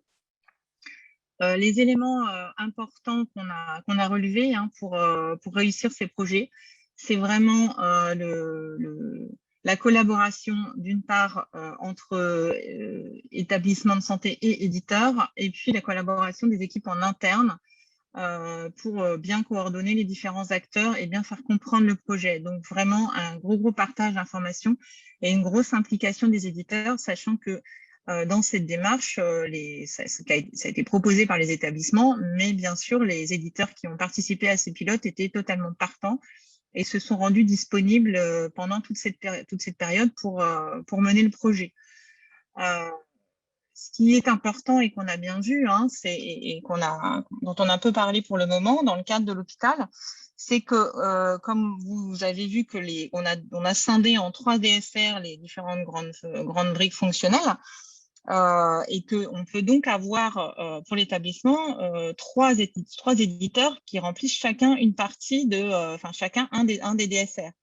Sauf que pour valider la fin du projet, il faut que les trois éditeurs aient abouti et que voilà, on ne peut pas envoyer au DMP un document en CDR, une lettre de liaison en CDR2N1 avec un INS qualifié si on n'a pas validé la partie référentiel d'identité, la partie DPI, la partie PFI. Donc, c'est vraiment important de se coordonner à ce niveau-là parce que s'il manque un éditeur à l'appel, on n'arrivera pas au bout du processus dans un établissement. Donc, ça, c'est vraiment le point important. Je pense que pour tout le monde, hein, que vous soyez éditeur ou établissement de santé, c'est extrêmement important de s'impliquer, de bien comprendre ce point-là pour la coordination du projet. Et c'est un élément qu'on fait bien sûr nous passer aussi dans les échanges et dans l'accompagnement à la gestion, au déroulement du projet qu'on peut faire auprès des établissements de santé. C'est vraiment, sans cette coordination, on n'arrivera pas au bout. Voilà, avec bien sûr, mais ça c'est le cas de tous les projets fonctionnels, un gros travail au sein des établissements sur l'accompagnement au changement et pour avoir une excellente compréhension de tous les enjeux. Et là, on parle des hôtesses d'accueil ou des agents des guichets, tout guichet confondu d'ailleurs, hein, qu'ils soient sur les plateaux médico-techniques, aux urgences ou aux admissions en hospitalisation, puisque pour qualifier les identités, c'est tous les points d'entrée d'accueil patient et jusqu'aux médecins qui, eux, doivent maîtriser aussi le circuit de traitement de l'information médicale pour l'envoi des documents qui sont demandés dans le cadre de ces exigences. Donc, voilà ce que je voulais vous dire d'intéressant sur ces pilotes. En dernier lieu, j'ai une petite diapositive qui vous donne les liens utiles en lien avec tout ce qui a été dit. Et puis, après la fin de cette diapo, on prendra les questions. Donc, vous trouverez sur cette diapo-là les liens vers les différents documents qu'on a pu évoquer au sein de ce webinaire. Donc, pour tous les couloirs qui concernent l'hôpital, sur les pages Ségur de l'ANS, vous pouvez retrouver l'appel à financement, le DSR et le fichier d'exigence, le lien vers l'arrêté. En ce qui concerne le couloir hôpital, vous trouverez également le lien vers l'instruction SONES sur les financements à l'usage, qui sont là des financements versés aux établissements. Et puis, vous trouverez, donc sur la page d'accueil Ségur de l'ANS, vous trouverez un lien vers une icône qui vous renvoie vers le site spécifique éditeur et qui vous permettra de vous retrouver aussi sur le guichet de référencement. Vous trouverez également sur le site de l'ANS une FAQ et des formulaires de contact. Donc, ces formulaires de contact, n'hésitez pas à vous en servir pour nous poser les questions que vous pourriez avoir au fil de l'eau. On y répondra. On organisera aussi des rendez-vous réguliers sous forme de webinaire pour répondre à l'ensemble des éditeurs qui voudront se connecter et qui pourront sinon voir le webinaire en replay pour partager en fait les questions-réponses qui ont pu être posées et garantir une diffusion de la même information à tous. Donc, ça, c'est important pour vous de le savoir et on reviendra. Voilà, toutes les informations importantes seront sur ces sites. Concernant le formulaire de contact, vous en avez donc sur les pages de l'ANS, vous pouvez tout à fait les utiliser. Vous en avez un aussi sur le site sur lequel vous arrivez si vous cliquez sur l'icône éditeur.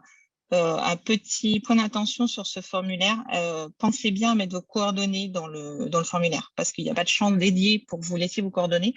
Et on a reçu, il nous est arrivé de recevoir des questions par ce formulaire, mais pas de contact derrière, donc on ne peut pas vous rappeler. On ne peut pas vous répondre.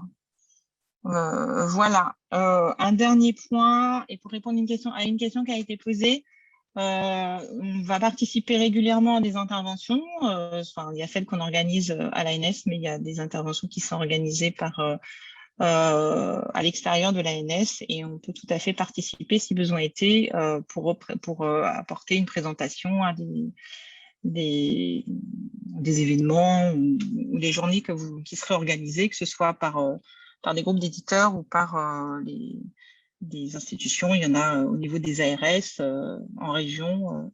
Il n'y a aucun souci pour faire appel à nous. Voilà ce que je pouvais vous dire dans cette présentation. Je vais remonter sur les questions du chat.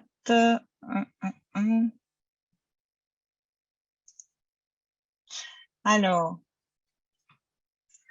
j'ai une question sur le document, l'appel à financement pour le référentiel d'identité.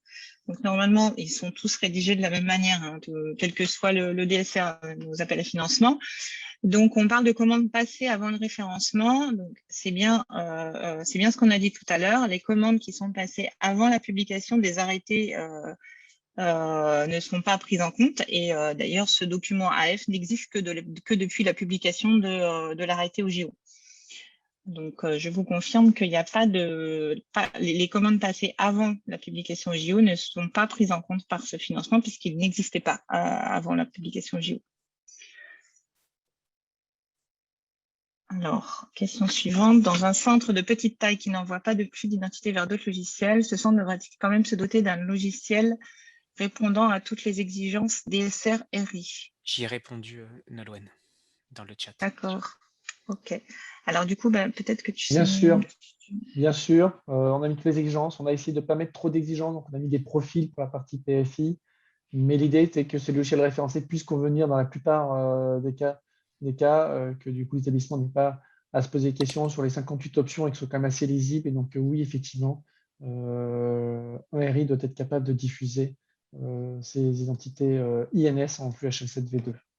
Même si, finalement, localement, ce ne sera pas déployé. L'idée, c'est que l'établissement ait le choix et soit sûr qu'en prenant un référentiel Ségur, les cas d'usage INS fonctionneront, les cas d'usage, en tout cas, entre guillemets, basiques avec cette transmission HL7V2.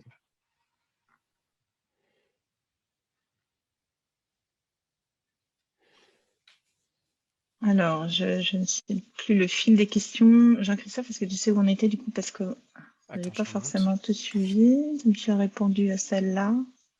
Alors, pour le cas des distributeurs, pardon, vas-y, je te laisse. Ah, pardon, pour les cas distributeurs, j'ai répondu également. Ah ben d'accord. Et une autre question pour toi. Si l'éditeur de GAP ne livre pas le connecteur IHPAM intégrant l'INS qualifié par le DPI RI PFI, sera bloquant pour le financement dans le cas où le DPI est RI? Point d'interrogation.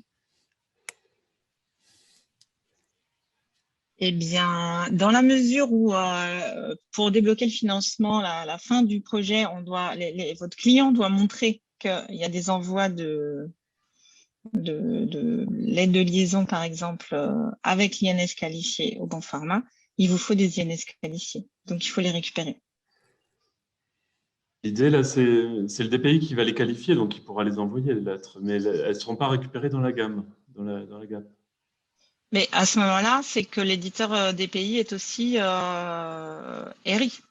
Tout à fait, c'est dans cette hypothèse, parce que je sais que les éditeurs de GAP, parfois, sont en retard sur le connecteur dans le sens DPI RI vers la GAP. Ils ont d'abord livré le sens où ils sont référentiels d'identité, et ils n'ont pas encore déployé le connecteur dans l'autre sens, enfin à ma connaissance. Alors, ce qui est important, c'est qu'on a bien parlé de référentiel d'identité, pas de GAP dans les DSR, hein, parce que le référentiel d'identité pour un établissement n'est pas forcément la GAP ou la gamme. Ça peut tout à fait être le DPI. Donc, je ne sais pas si c'est le sens de ta question.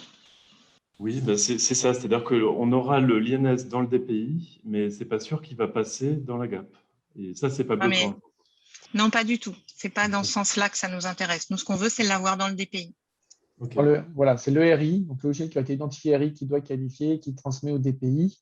Si c'est le même logiciel qui fait RI et DPI, c'est un cas qui est possible Ségur, et donc du coup, il n'y aura pas de sujet. Donc le logiciel est éligible aux deux financements liés aux deux DSR. Donc voilà, c'est bien le fait que le RI doit qualifier, doit transmettre au DPI. Si après c'est le même logiciel, tant mieux. Si le RI c'est la gamme, et donc, du coup, il faut que la gamme le fasse. Si ce n'est pas la gamme, si c'est autre chose, si c'est un composant à part entière au DPI, voilà, il faut que ce soit fait. Donc, on ne force pas à ce que le RI soit nécessairement porté par type ou tel autre de logiciel. Et même dans les DSR, on a mis que le RI, dans le forfait d'installation, il y a 3 flux justement de diffusion IHPAM. Mais du coup, voilà, ces 3 flux, on ne fait pas l'ensemble du SI non plus. On se contente d'avoir, de mettre en place à minima le cas d'usage Ségur. C'est clair du coup. Dominique Loriot ne voit pas les réponses aux questions dans le chat.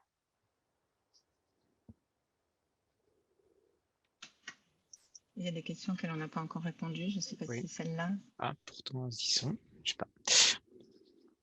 Si on prend, il nous reste encore un petit peu de temps pour prendre d'autres questions.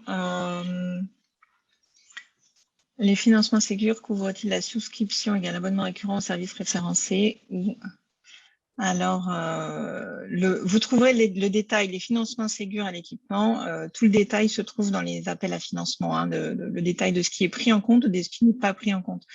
Donc, si vous fonctionnez, par exemple, en mode SaaS sur un principe d'abonnement, c'est les dépenses liées à cette version en particulier qui sont prises en compte dans le financement Ségur. C'est-à-dire que on a inclus dedans la maintenance corrective sur, Jean-Baptiste, c'est 6 ans, hein, si ma mémoire est bonne, sur le périmètre Ségur. On est bien clair là-dessus, c'est-à-dire que s'il y a un abonnement antérieur, enfin sur l'ensemble du DPI par exemple, il ne s'agit pas de financer l'abonnement normal du DPI, mais bien de financer la partie fonctionnalité Ségur.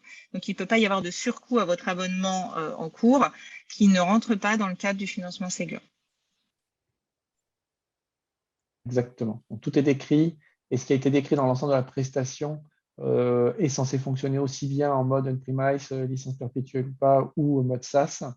Par contre, effectivement, à bien détourer dans l'ensemble de ces prestations, ce qui est vraiment du périmètre Ségur et ce qui est décrit précisément dans les appels à financement, aussi bien pour le côté volume de fonctionnalités inclus dans le logiciel que toutes les prestations connexes pour le déploiement, l'installation, les flux à mettre en place, la formation, où tout ça est décrit précisément dans les appels de ce qui fait partie de ce forfait Ségur.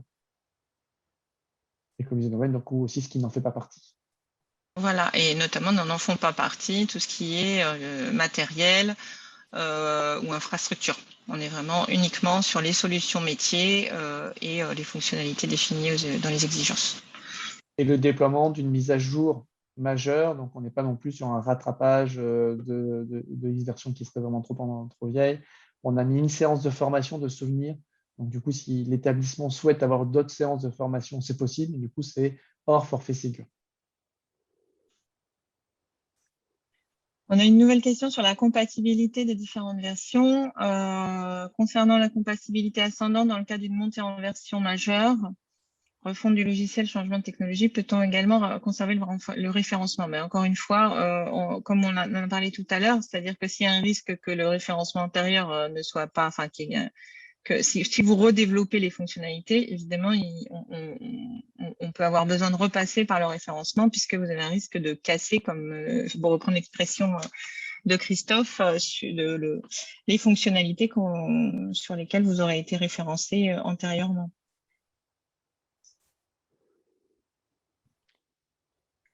Une question sur la rétroactivité des financements. Alors, je ne vois pas. De fait, oui. Pour les dépenses prises en compte dès juillet dernier, nos clients ne peuvent avoir rétroactivement accès au financement. Oui, je confirme. C'est bien, le point de départ, c'est un devis signé après le 12 ou 13 août 2021. 13 août, parce que la publication, c'est la publication du JO du 12, il me semble.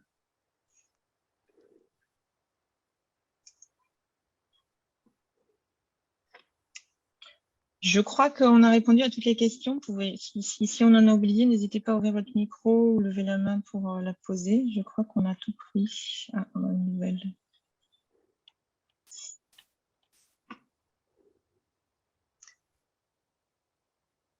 Ah, une question sur la radiologie. Est-ce que vous pouvez ouvrir votre micro et la reposer, parce que le temps que je la retrouve. En attendant, Nolwenn, une question sur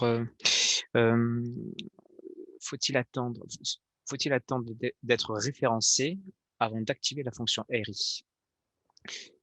qualification des identités et propagation des INS dans le système d'information.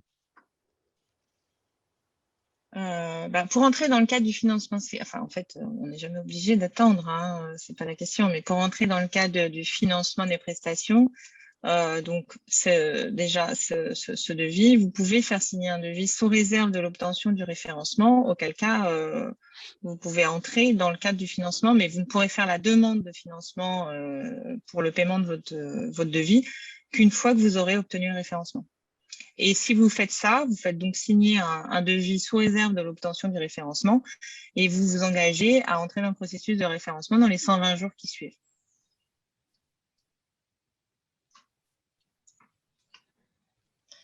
Alors, sur la radiologie, c'était, je crois, concernant la radiologie, est-il prévu de différencier les exigences en fonction de l'environnement d'utilisation?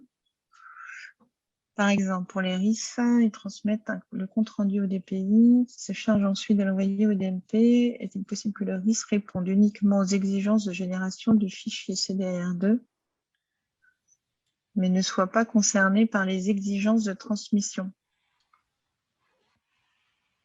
Alors, il y a des profils dans le RIS qui permettent de se positionner en tant que RIS hospitalier, qui entre du coup dans un contexte système d'information ou RIS de cabinet de ville, qui du coup remplit à lui seul toutes les fonctionnalités. Je n'ai pas exactement tout le détail en tête, mais je pense que c'est sur la notion de profil du DSR RIS que vous trouverez, que vous devriez trouver votre bonheur en fait.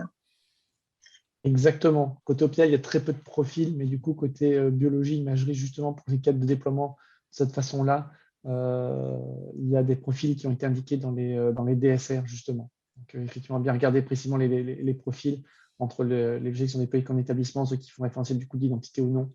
Donc, il y a eu plusieurs profils qui ont été mis dans les DSR pour répondre à ce sujet-là.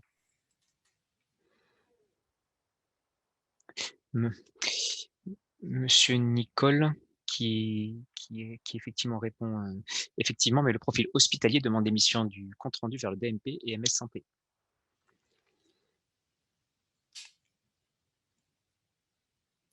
Nolwenn, Jean-Baptiste.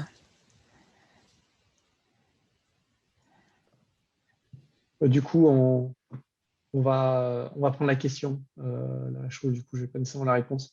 D'accord. C'est pas impossible qu'on ait prévu que de toute façon, la partie RIS devait être autonome et devait savoir l'envoyer quoi qu'il arrive, quel que soit le mode de déploiement, mais qu'en environnement hospitalier, il devait savoir en plus passer par une PFI par rapport aux établissements qui ont urbanisé les flux de cette façon-là. Donc, je préfère qu'on reboucle en interne plutôt que de dire à chaud une bêtise.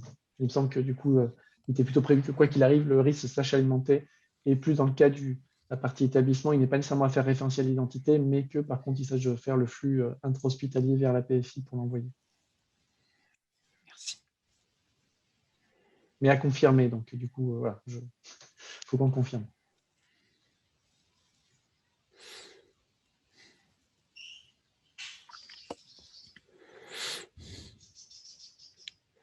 Bon, ben, eh bien, je crois qu'on arrive au terme de ce webinaire. J'étais en train de parler sans micro, alors évidemment, ça ne marche pas. Voilà, merci beaucoup pour vos participations et les échanges riches. Le webinaire sera accessible en replay ainsi que le PowerPoint sur le site de l'agence. Voilà, encore merci beaucoup. Et puis, tenez-vous au courant des webinaires Ségur qui se tiennent pratiquement toutes les semaines en ce moment. Il y en aura bien certains qui vous seront utiles. Merci à tous et excellente journée.